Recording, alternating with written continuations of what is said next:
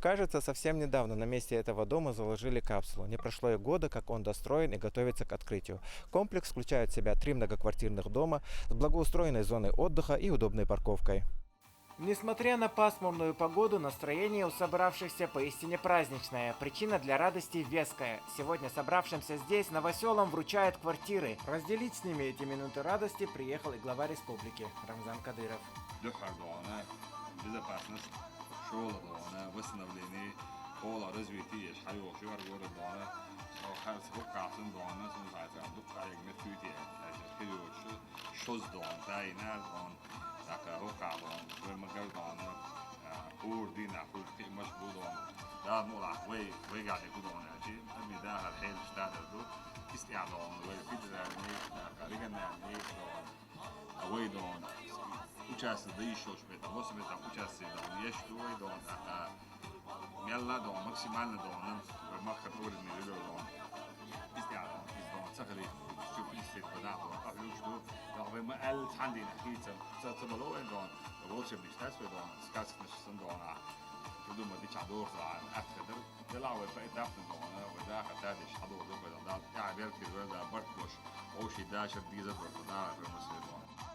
Комплекс был построен обществом с ограниченной ответственностью «Мегастрой Инвест» по заказу Министерства строительства и жилищно-коммунального хозяйства Чеченской Республики в рамках регионального проекта обеспечения устойчивого сокращения непригодного для проживания жилищного фонда в регионе.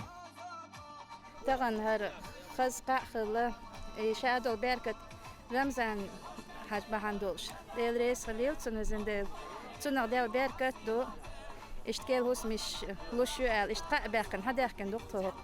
каждом из 3 домов по 35 квартир, по 2 подъезда и 5 этажей. Жилищная площадь квартир разная, начиная от однокомнатных, заканчивая 3-комнатными.